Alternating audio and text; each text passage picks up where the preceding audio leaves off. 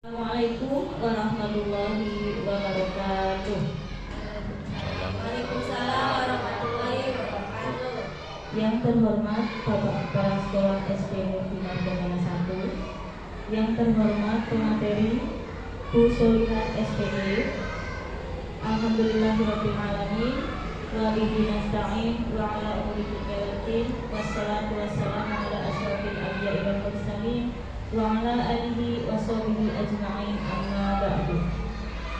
Puji syukur kami panjatkan kehadirat Allah Subhanahu wa taala yang telah melimpahkan rahmat dan hidayahnya kepada kita semua, sehingga kita bisa berkumpul dalam acara sosialisasi penerapan budaya positif di SD Margadana 1 dalam keadaan sehat walafiat.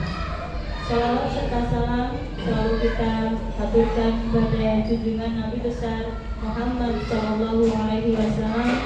Semoga kita semua senantiasa mendapatkan syafaatnya di yaumil qiyamah nanti. Amin amin ya robbal alamin.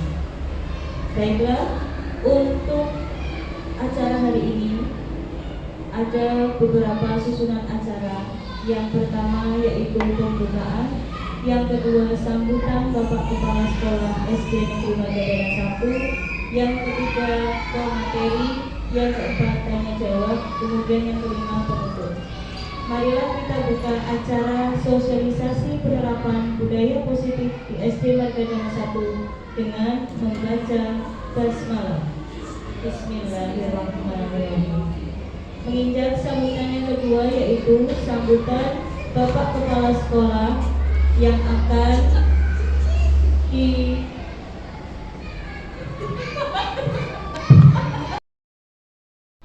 acara pertama yaitu pembukaan.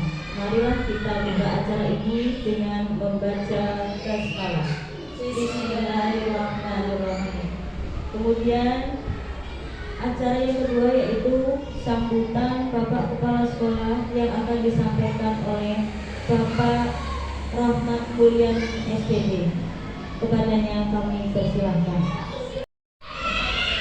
Assalamualaikum warahmatullahi wabarakatuh. Waalaikumsalam warahmatullahi Wabarakatuh. Sebelumnya mari kita panjatkan puji syukur kepada pihak Allah Subhanahu wa taala yang telah semua, sehingga pada hari ini kita bisa berkumpul untuk melaksanakan sosialisasi budaya positif di SD Margadana 1. Untuk kemajuan SD Margadana 1, langkah positif, langkah budaya positif itu perlu dipersiapkan sebaik-baik mungkin, sehingga nanti akan mendatangkan pemuda-pemuda, anak-anak bangsa yang nantinya akan tumbuh menjadi anak yang berguna bagi nusa dan agama. Bapak Ibu sekalian yang saya hormati, memang akhir-akhir ini di Indonesia banyak putra-putra ataupun pelajar-pelajar Indonesia yang sekarang ini banyak melakukan tawuran antar pelajar, itu supaya bisa diberantas atau dikurangi, jangan sampai terjadi hal-hal yang bisa mengurangi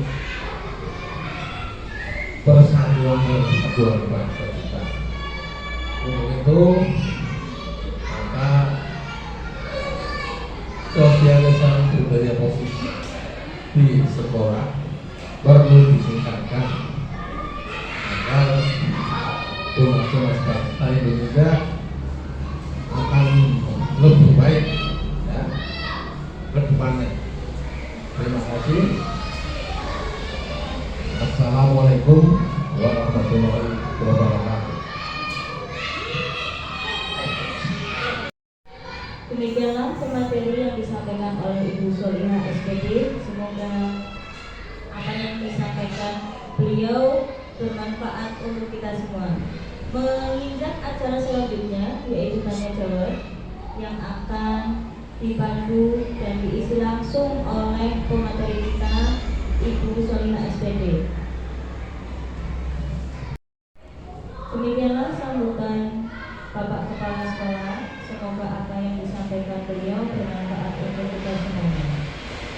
Kemudian menginjak acara selanjutnya yaitu pemateri yang akan disampaikan langsung oleh Ibu Solihah SPD. Kepadanya kami persilakan. Assalamualaikum warahmatullahi wabarakatuh. Terima kasih. Gimana kabar hari ini, Bapak Ibu? Alhamdulillah sehat-sehat ya. Yang perkenalkanlah, saya sudah kenal ya, nama saya Solihah.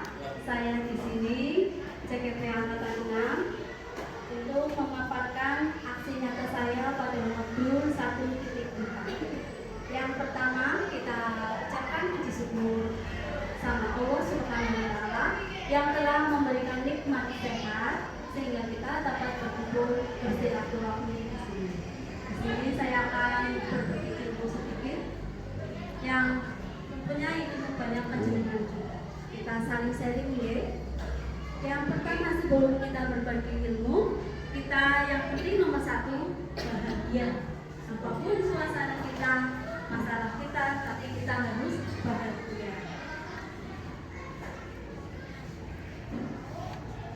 Kita akan bahas elaborasi pemahaman modul 1.1 sampai 1.4. Dalam modul 1 ini ada modul 1.1 yaitu filosofi pembelajaran Ki Hajar Dewantara atau KHD. Yang kedua modul 1.2 nilai dan peran guru penggerak, dan yang ketiga modul 1.3 visi guru penggerak, yang keempat modul 1.4 budaya positif. Pertama, modul 1.1 filosofi Ki Hajar Dewantara, yaitu penerapan pemikiran Ki Hajar Dewantara di kelas dan di sekolah, mengembangkan karakter. Asas pemikiran Ki Hajar Dewantara di sini ada 8. Yang pertama yaitu asas kebebasan, yang kedua yaitu asas kodrat alam, ketiga asas kebudayaan, dan yang keempat asas kebangsaan, kelima asas kemanusiaan. Yang selanjutnya kita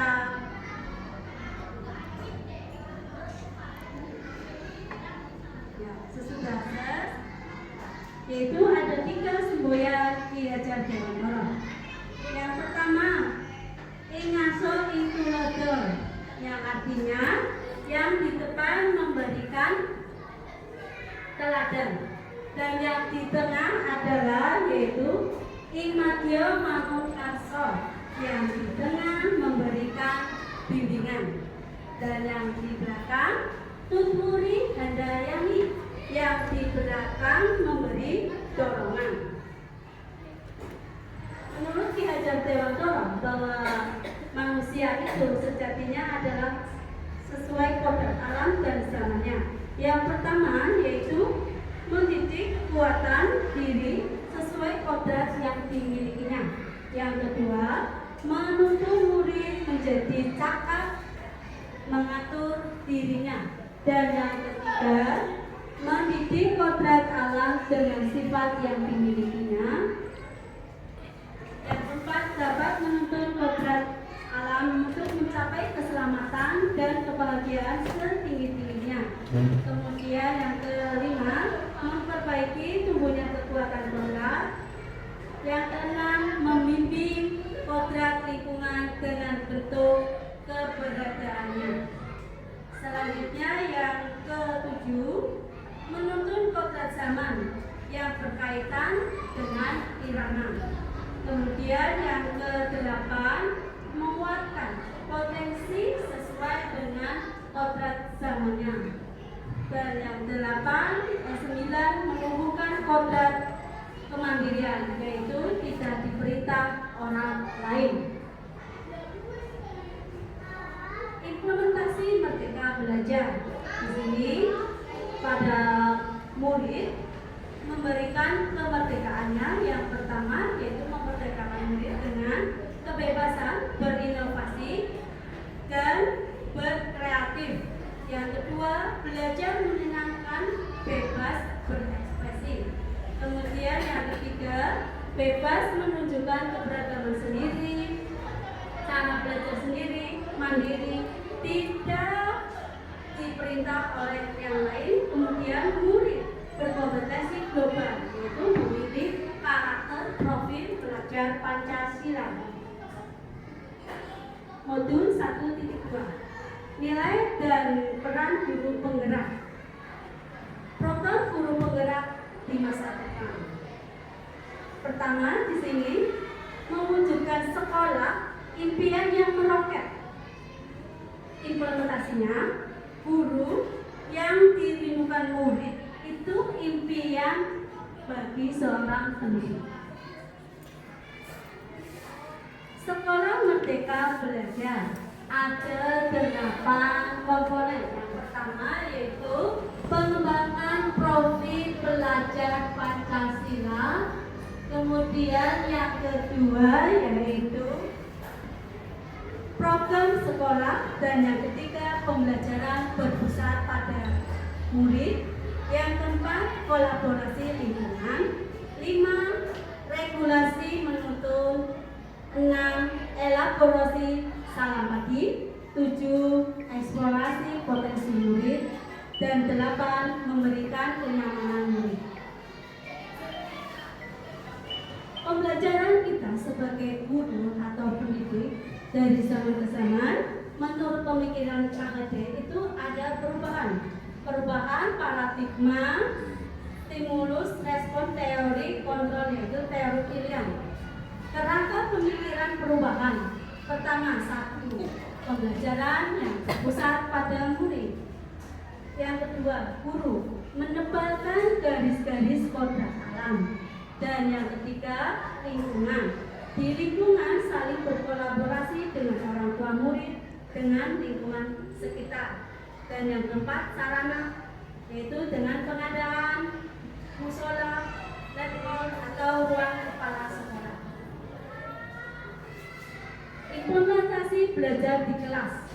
Sekolah sebagai taman bermain. Yang kedua yaitu menanam nilai-nilai agama. Kemudian yang ketiga memberi tuntunan kekuatan kodrat. Dan yang keempat memberi kebebasan anak untuk berkreasi. 5 anak mandiri berinovasi. Yang keenam menciptakan belajar berpusat pada murid. 7 mendidik membimbing kodrat zamannya. Dan yang ke-8 kodrat konteks sesuai dengan budaya. Ke-9 guru mampu berkolaborasi dengan orang tua. 10 mampu berkarakter kebangsaan.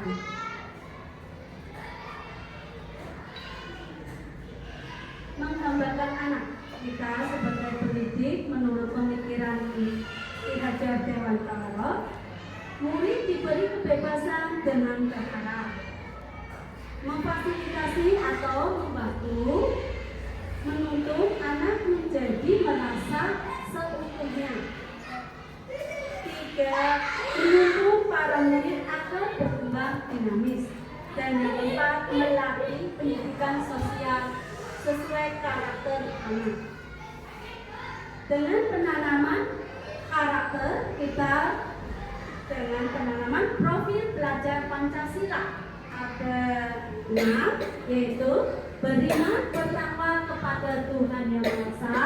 Kemudian yang kedua berkebinakaan global. Ketiga gotong royong. Dan keempat mandiri. 5 bernalar kritis. Dan yang keenam kreatif. Implementasi guru penggerak.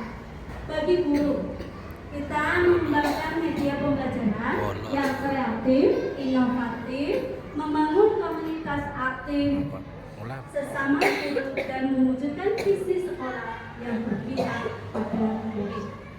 Bagi siswa menuntut kemandirian, memotivator, memfasilitator, memberi teladan, mengembangkan potensi, kemudian bertoleransi lingkungan, mengikuti kodrat keramaian. Potret perubahan pada SD Margatana 1 yang lebih baik, yaitu yang pertama ada makan bersama, market day, paguyuban kelas, ekstrakurikuler, kewirausahaan. Potret perubahan yang lebih baik sebelum masuk kelas ada sapa pagi, pembiasaan, kemudian rencana perpustakaan kita Jumat pagi yang ada 4 ya, kemudian outing kelas. Sapa pagi di sini sebelum masuk kelas, guru itu berusaha menyambut di gerbang dengan harapan anak datang merasa nyaman dan sekolah merupakan rumah tempat yang kedua. Kemudian sapa kelas. Pada sapa kelas, di dalam kelas guru memberi apresiasi agar anak merasa melatih kedisiplinan, melatih baris berbaris, kemudian melatih kebangsaan, kemudian tepuk belajar Pancasila dan tebar 5S, yaitu dengan senyum, sapa, salam, sopan, dan santun, saling dan melatih kebersihan pada pemeriksaan kuku. Pada sholat zuhur berjamaah itu dilakukan pada kelas tinggi, yang pembiasaannya yaitu pembiasaan sholat zuhur melatih tanggung jawab, menebarkan kodrat alam, dan melatih kedisiplinan, menumbuh karakter berkolaborasi dengan masyarakat. Pada kesiswaan kita rencananya yaitu dengan outing kelas, makan bersama, marketing, dan kewirausahaan yang diandalkan pada SD Margatana 1 yaitu telur asin. Visi guru penggerak, visinya tercipta pembelajaran berpusat pada murid yang berkarakter belajar Pancasila, yaitu dengan bergiat prakasa dan menanamkan konsep pemahaman. Dengan pembelajaran berpusat pada murid dengan berbudaya numerasi literasi yang berkarakter belajar Pancasila. Visi menggali murid yang meroket, berdiam, yang berpanjangannya yaitu beriman, literasi numerasi, dan terdepan, agar anak berkarakter sesuai profil belajar Pancasila dengan berkolaborasi satu warga sekolah, yaitu mendapatkan murid yang berdiam, yang berkarakter profil pelajar Pancasila. Kemudian langkah yang ditempuh menuju murid yang berdiam, kegiatan yang mendukung. Ketiga, mampu membaca situasi kondisi yang dihadapi serta keterampilan. Perubahan yang positif di sini ada 4 perubahan, yaitu penanaman konsep, menciptakan budaya literasi, kemudian berkolaborasi, dan membuat pohon literasi atau budaya berliterasi numerasi. Wacana visi, kita sebagai guru memberi motivasi kepada program-program usaha, kemudian murid berlian berkarakter profil pelajar Pancasila. Refleksinya, saya atau kita sebagai guru memimpikan murid untuk berkompetensi atau mempunyai impian yang meroket, kemudian di sekolah mengutamakan pembelajaran yang berpusat pada murid. Ini ada contoh pojok baca di kelas 2 dan juga di kelas 6. Itu kita budayakan di sekolah kita untuk berliterasi dan numerasi, apalagi Mulai tahun kemarin ada ujian literatur numerasi pada kelas 5 ANPK atau AKN. Kita bekerjasama dengan perpustakaan keliling, yaitu dengan mobil pintar. Yang terakhir yaitu modul 1.4 budaya positif. Budaya positif. Dalam menciptakan budaya positif di sekolah dapat dilakukan dengan cara menerapkan pembiasaan yang positif. Kemudian disiplin dengan ilmu yang didapatkan dalam pendidikan guru penggerak, mulai dari modul 1 sampai 1.4. Selain budaya positif, juga terwujud keyakinan etis, posisi kontrol restitusi, dan catatan sertifikat restitusi yang penuh kesadaran bertanggung jawab oleh warga kelas atau sekolah yang saling berkolaborasi. Teori motivasi. Di sini ada motivasi menurut Diana Koster itu menghindari ketidaknyamanan adanya hubungan. Yang kedua, untuk mendapatkan imbalan atau penghargaan. Kemudian yang ketiga, untuk menjadi orang yang mereka inginkan dan menghargai diri sendiri dengan nilai-nilai yang mereka percayai. Hukuman dan penghargaan. Suatu hukuman itu bersifat tidak terencana atau tiba-tiba pada anak yang tidak tahu akan terjadi dan tidak dilibatkan. Hukuman bersifat hanya satu arah dan memberikan murid hanya menerima suatu hukuman tanpa melalui suatu kesepakatan. Disiplin positif. Disiplin positif di sini ada teori kontrol. Ada 4, yaitu kita bisa mengontrolnya, kemudian semua memiliki tujuannya, dan berperilaku dengan tidak berpikir menang-menang, tapi kita berkolaborasi. Apakah makna disiplin? Disiplin berasal dari bahasa Latin yang artinya belajar. Makna asal dari kata ini berkonotasi dengan disiplin yang ada di murid-murid. Disiplin diri membuat orang mengenali potensi menuju sebuah tujuan apa yang dia hargai. Namun dalam budaya kita, disiplin ini telah berubah menjadi suatu yang dilakukan seseorang pada orang lain untuk mendapatkan kepatuhan. Cenderungnya yaitu disiplin dengan ketidaknyamanan, bukan dengan apa yang kita hargai atau pencapaian suatu tujuan yang mulia. Nilai kebajikan yang universal. Di sini ya, ada setiap perilaku atau perbuatan sifat-sifat positif manusia merupakan tujuan yang mulia yang ingin dicapai suatu individu. Setiap perilaku memiliki satu tujuan dengan mengaitkan nilai-nilai kebajikan. Nilai kebajikan itu kita kenal pada bangsa Indonesia, yaitu profil pelajar Pancasila. Yang pertama, beriman bertakwa kepada Tuhan Yang Maha Esa, mandiri, bernalar kritis, berkebinekaan global, bergotong royong, dan kreatif. Eksplorasi konsep.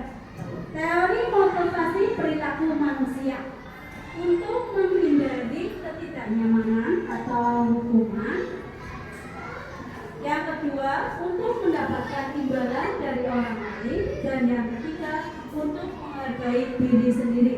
Kita coba buka lagi dari filosofi KHD, belajar Dewantara, bahwa merdeka itu artinya tidak terlepas dari perintah, tetapi cakap memerintah diri sendiri. Dihukum oleh penghargaan yang kita sering lakukan sebagai pendidik, kita itu menghukum dengan spontan, yaitu penghargaan penghukum, penghargaan kurang ketepatan, dan penghargaan tidak efektif, serta penghargaan yang merusak tubuh. Dihukum oleh penghargaan ini ada poinnya yang ketiga. Pertama, penghargaan menurunkan kualitas. Kemudian penghargaan itu bisa mematikan kreativitas. Dan yang ketiga, penghargaan bisa mengurangi motivasi intrinsik. Ini ada contoh-contoh mana yang termasuk hukuman dan mana yang masuk konsekuensi.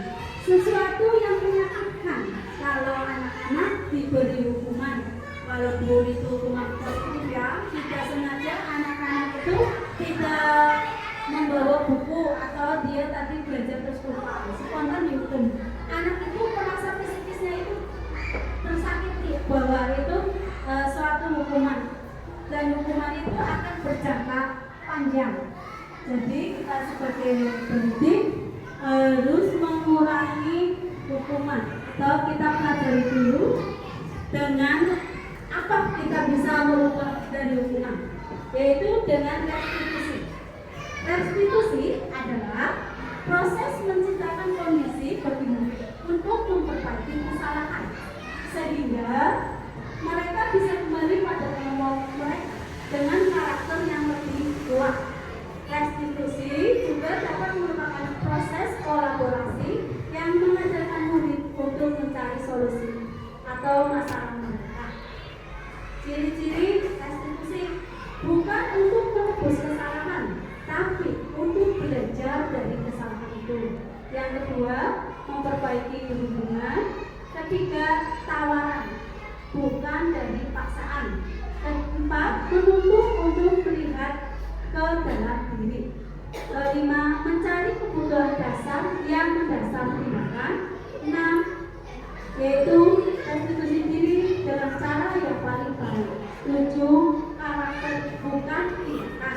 Dan yang ke-8, fokus pada solusi. 9, mengembalikan murid berbuat salah, yaitu kepada kelompoknya agar murid itu kembali dengan nyaman, tidak diasingkan. Mengapa tidak peraturan saja? Mengapa harus keyakinan keras? Antara peraturan dan keyakinan keras ini ada perbedaan. Kalau peraturan itu paradigma dulu, peraturan itu dibuat dengan satu arah, atau kalau kita sering sebut sebagai suatu paksaan.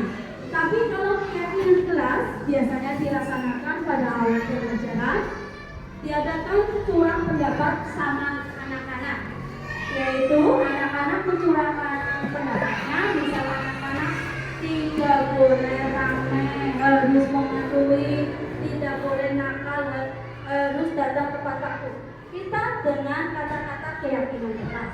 Dalam arti keyakinan keras itu kesepakatan antara guru, kemudian anak-anak siswa atau murid dikumpulkan dan katanya dikemas dengan sebaik-baiknya. Kita misal dari kata-kata yang tadi, kita dengan keyakinan keras kita dikemas. Pertama yaitu saling menghormati dan menghormati. Nah, di situ kan kata-katanya tidak memaksa. Berarti antara anak sama gurunya juga itu tidak ada paksaan, tapi dengan kesadaran diri sendiri. Budaya positif yang pertama itu dilakukan, yaitu awal dulu itu peraturan kelas, kemudian kita himpun dengan kesepakatan menjadi keyakinan kelas, kemudian lingkungan positif dan budaya positif. Kesepakatan kelas, kami dan guru yang saling menyayangi, itu contoh dari keyakinan kelas.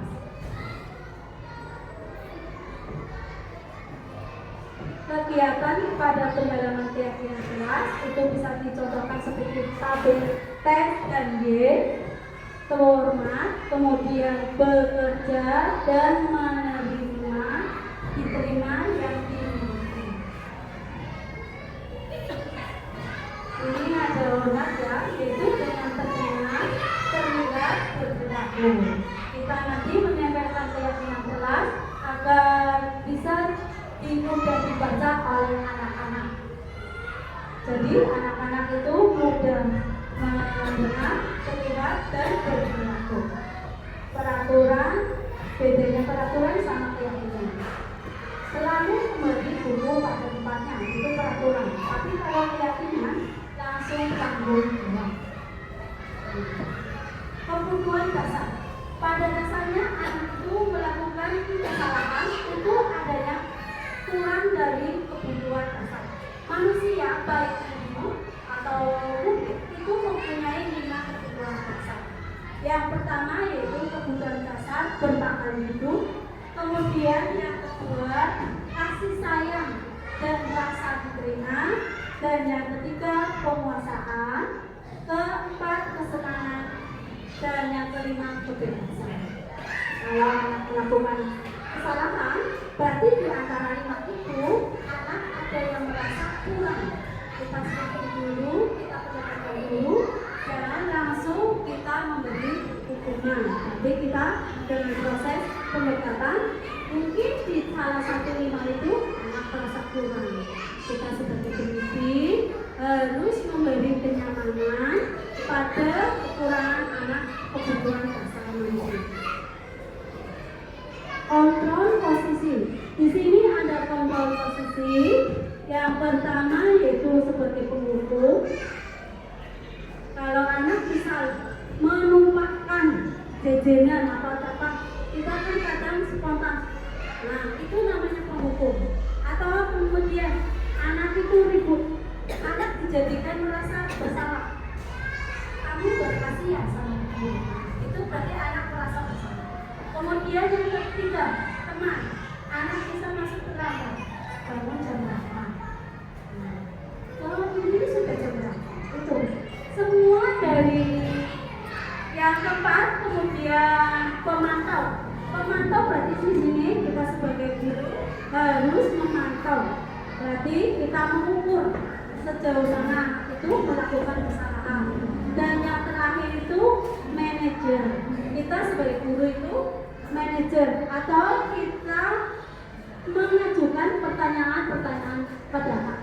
Dari 5 poin ini kita sering kali melakukan yang keberapa? Ya, kalau misal anak melakukan kesalahan. Nah, pengalaman saya sebelum saya belajar pendidikan guru penggerak ada spontanitas, hukuman. Kemudian ada yang merasa bersalah juga ya. Kemudian ada juga sebagai teman. Dan yang keempat pemantau dan yang terakhir manajer. Karena kita tahu dari kelemahannya masing-masing, alangkah indahnya kalau kita harus sebagai manajer, yaitu kalau anak merasa bersalah, kita melakukan pendekatan atau segitiga restitusi.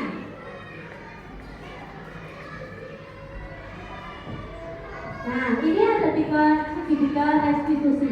Ada 3. Yang pertama yaitu menstabilisasi identitas. Setiap orang pasti pernah melakukan kesalahan. Kemudian yang kedua, menanyakan keyakinan kelas. Kamu melakukan ini kira-kira melanggar keyakinan kelas yang keberapa? Yang sudah disepakati bersama. Kemudian yang ketiga, validasi kebutuhan. Kira-kira anak itu melakukan kesalahan, kekurangan pada 5 kebutuhan dasar yang mana? Nah, menstabilkan identitas ya, tidak juga kita berbuat salah itu memang manusiawi. Kemudian validasi kebutuhan, bisa saja melakukan hal yang lebih dulu, tapi tidak melakukan yang itu. Nah, kamu pasti punya alasan kenapa melakukan itu. Itu dari pertanyaan segitiga restitusi. Kemudian menanyakan keyakinan. Apa nilai yang kita percaya di kelas atau di sekolah kamu? Nilai apa yang telah disepakati?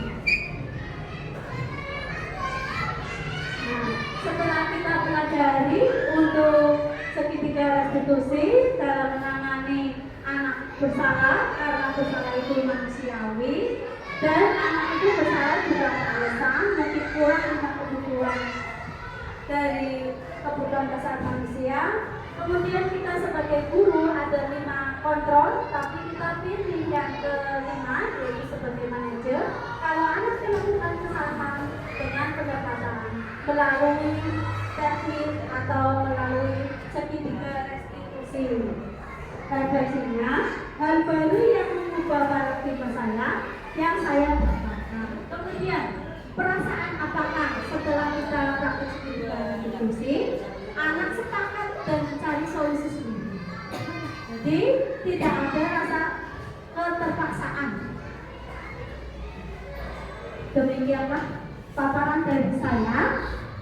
Saya selaku calon guru penggerak banyak sekali kekurangan dan banyak sekali masukan-masukan dari pendengar yang lebih tahu ya. Yang penting kita hadapi dalam sekolah ini demi kemajuan sekolah yang berawal dari diri kita sendiri, dari sekolah, kelas atau lingkungan sekolah.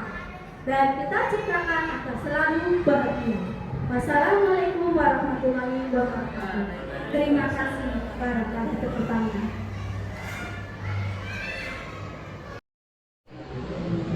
Terima kasih Bu Isti telah memberikan waktu saya untuk berdiskusi atau menjawab. Barangkali ada yang mau bertanya, siapa?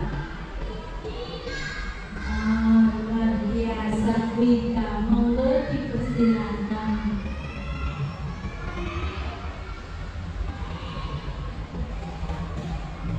Terima kasih atas kesempatan. Saya ingin bertanya, apakah yang dimaksud dengan segitiga restitusi? Terus cara menangani kasus anak yang mematahkan penggaris sekali yang tidak sengaja menggunakan segitiga restitusi. Terima kasih. Luar biasa pertanyaannya ya. Kita kasih tepuk tangan buat Bu Ika. Iya. Untuk pertanyaan yang pertama yaitu apa yang dimaksud dengan segitiga restitusi ya. Segitiga restitusi kita lihat pada gambar dulu. Di sini ada segitiga. Nah, yang mengapa dinamakan segitiga karena ada tingkatan segitiga.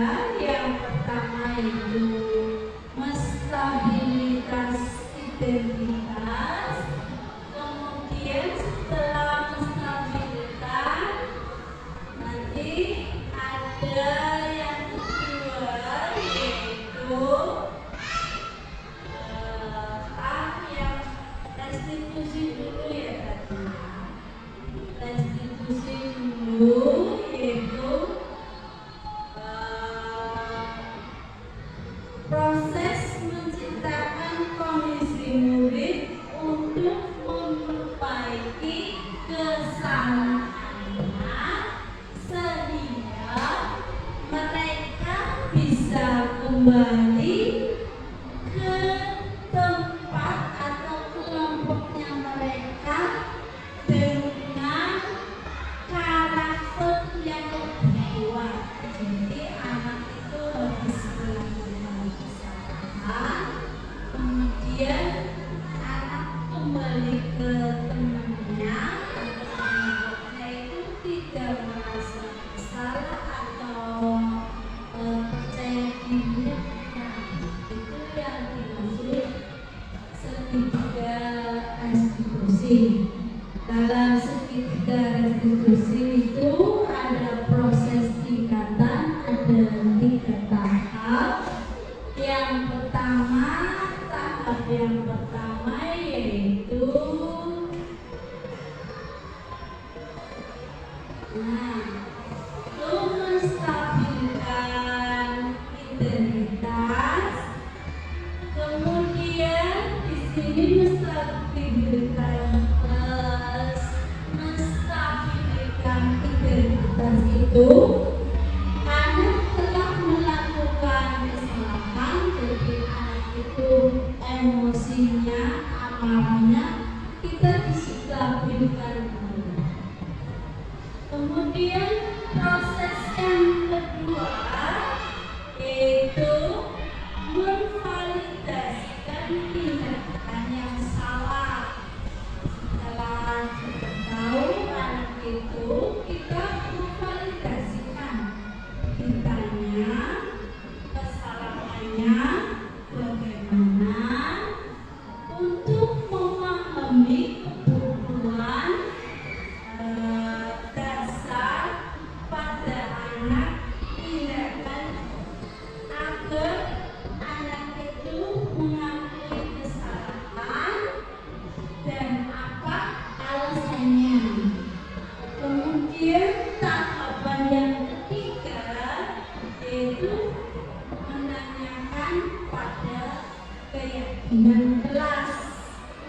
Setelah tadi melakukan kesalahan, ditanya, kamu tadi telah melakukan itu, maksudnya segitiga restitusi. Barangkali kurang puas nanti dibuat semua. Iya. Untuk pertanyaan yang kedua itu ada pertanyaan, anak sedang mainan penggaris kain.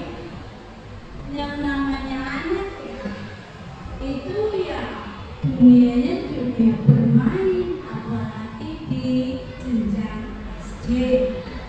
Jadi apalagi ini tidak disengaja anak itu bermain dengan penggaris kayu, bisa nulis di papan tulis, tak sengaja itu patah. Kalau kita sebelum saya mempelajari segitiga restitusi, mungkin emosi marah aku, gimana ya ini penggarisnya kok patah, gimana ya. Nah, itu setelah saya mengetahui memahami ilmu segitiga restitusi, di sini ada proses-prosesnya. Yang pertama yaitu menstabilitas identitas. Contoh Ananda Ika Sal, ini contohnya. Saya mendekatkan dulu. Setelah ini sudah stabil, kan biasanya takut. Tenangkan dulu. Terus saya menanyakan, memvalidasikan, menanyakan apa sebab kesalahannya. Mengapa saya dengar dari teman-teman bahwa tadi Ananda Rika itu telah mengatakan penggaris.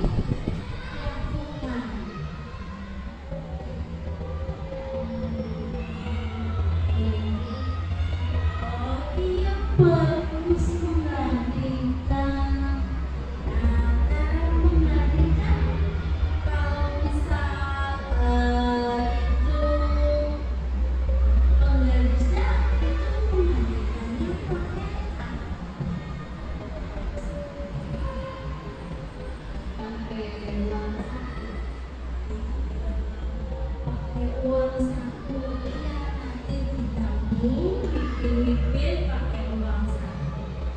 Jadi keadaannya emosinya Ananda Ika itu nanti tidak terlalu emosi mencuat atau marah-marah dan ditanyakan nanti pada saat mengatakan garis dan tidak disengaja mengganggu ketertiban. Kalau ketertiban itu berarti melanggar keyakinan yang berapa nanti dipilih yang kelima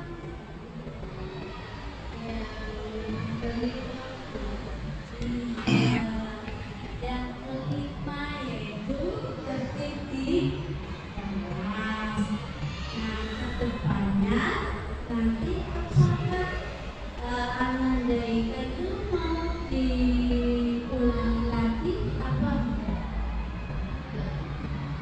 Nah, setelah ini sudah merasakan nyaman, gimana perasaannya setelah memperbaiki kesalahan ini?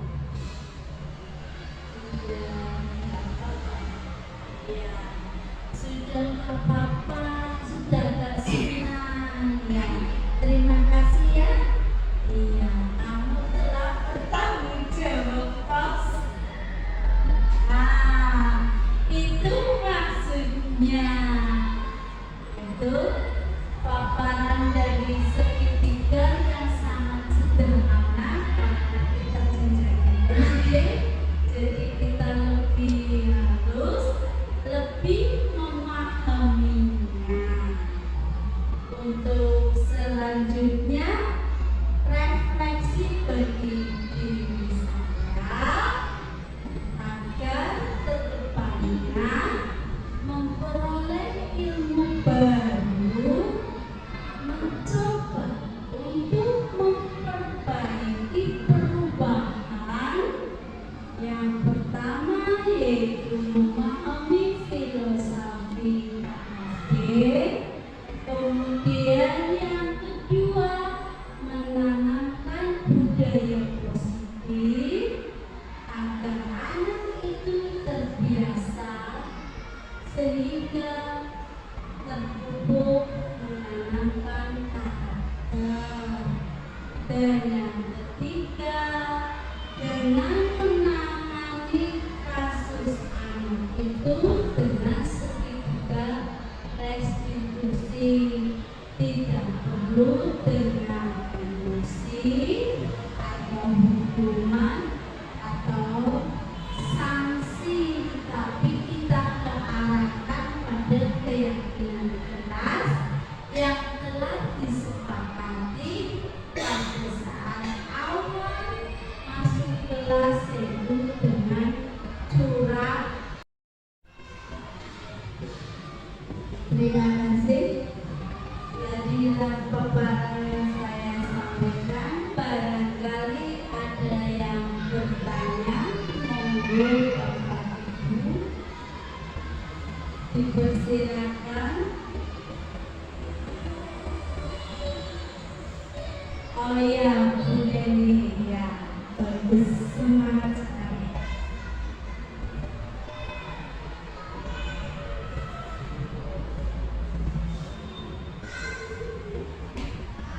Berdiri ke depan. Terima kasih. Sebelumnya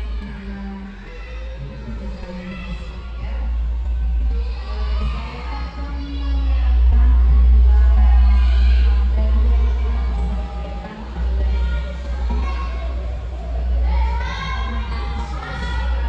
sosialisasi budaya positif.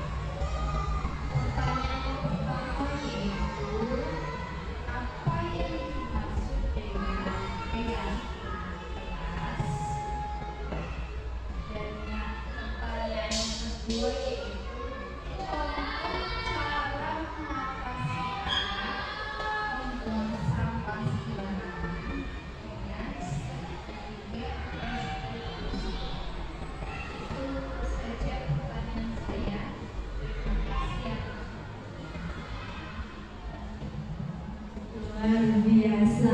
kelas buat Bu Neni. Ya. Ada dua pertanyaan yang saya coba untuk menjawab. Pertanyaan yang pertama yaitu keyakinan kelas. Keyakinan kelas itu sama saja dilaksanakan itu pada awal pembelajaran. Jadi pada awal pembelajaran di kelas kita dalam kelas itu mengumpulkan anak mengutarakan surah pendapat. Contoh yang dulu kita sering diadu atau dipahami itu peraturan kelas, tapi di sini keyakinan kelas. Misal di keyakinan kelas anak-anak itu mencurahkan pendapat, yaitu dengan menulis anak sesuai bahasa anak sendiri, kemudian sesuai dengan keinginan anak sendiri. Tidak boleh ribut ditulis. Itu seperti di papan tulis. Itu ada contoh-contoh yang dari anak. Ini misal ini Bu Dedi ya. Ini misal ini ada tertulis tidak boleh ribut. Kemudian di sini tertulis tidak boleh menjadi teman. Kemudian di sini tertulis tidak boleh berantem. Nah, dalam satu surah pendapat kata demi kata nanti disebutkan dengan kata yang halus, dengan kata yang keyakinan, ditulis sebaik mungkin. Yang pertama misal itu ada keyakinan kelas, ada 5 itu. Yang pertama misal menghormati teman, guru di dalam kelas. Berarti di sini anak-anak sudah sepakat bahwa anak-anak itu tidak boleh menjadi atau ribut atau nakal, dengan kesepakatan tanpa adanya keterpaksaan.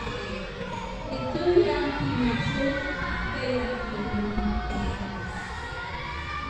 Kemudian pertanyaan yang kedua tadi, bagaimana mengatasi anak yang membuang sampah sembarangan dengan segitiga restitusi.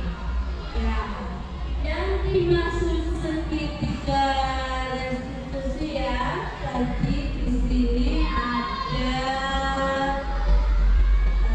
segitiga restitusi. Nah, ada ringkas 3 langkah segitiga restitusi. Yang pertama yaitu menstabilitaskan identitas. Setelah kita tahu bahwa anak itu melakukan kesalahan, setiap manusia itu tidak ada yang sempurna, dan manusia itu pasti ada salah. Jadi yang pertama, menstabilkan anak emosinya, anak itu didekatkan.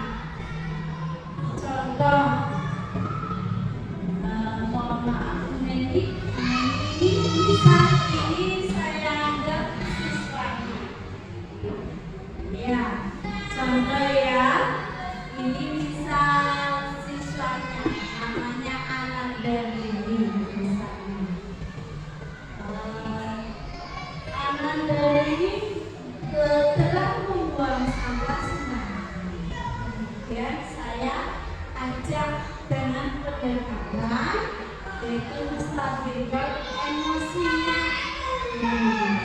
Coba di sana di lapangan apa yang Neni lihat? Lapangannya bersih nggak? Oh, yang tadi pagi bersih apa? Bersih. Kalau pagi itu bersih, gimana rasanya kalau keadaan lapangan itu bersih?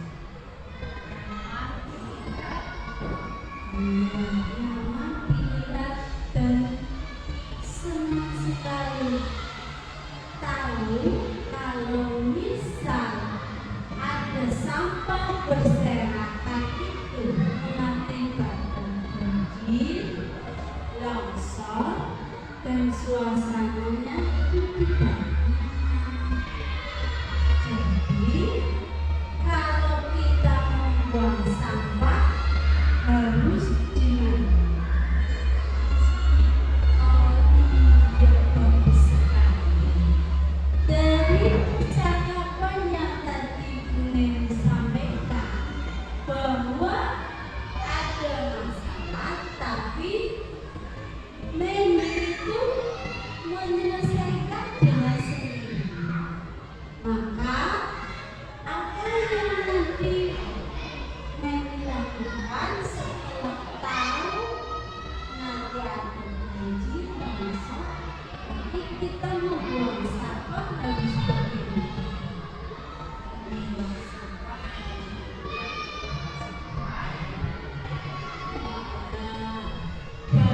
bagus ya. Nanti untuk kedepannya nanti kita boleh apa ya?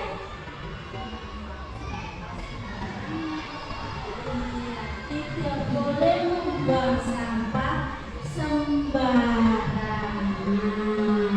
Nah sekarang Ibu tanya, perasaan apa yang sekarang Bu Neni rasakan setelah penggunaannya?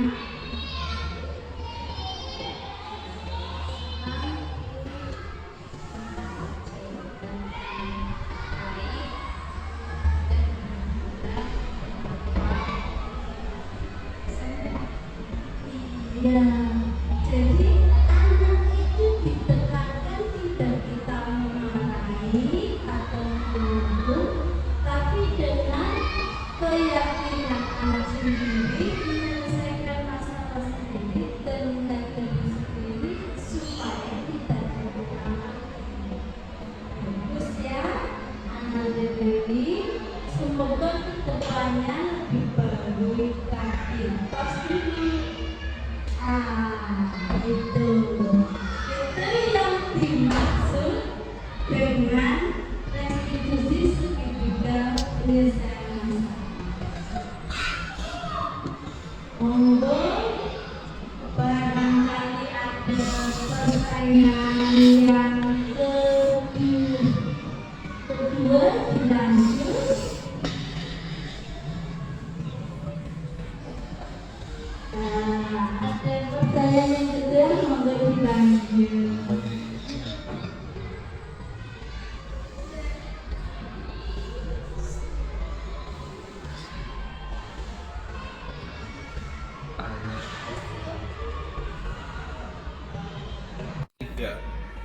Demikianlah tanya jawab yang disampaikan oleh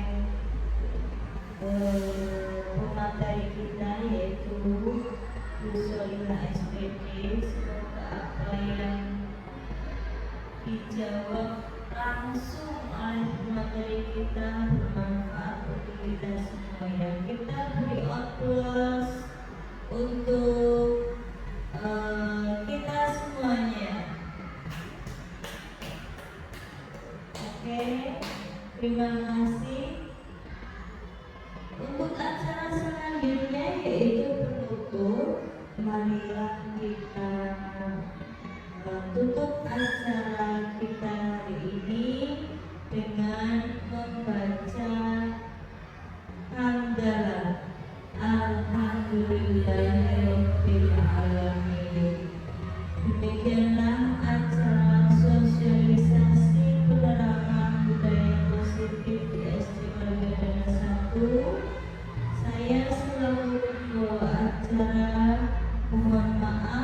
pagbigay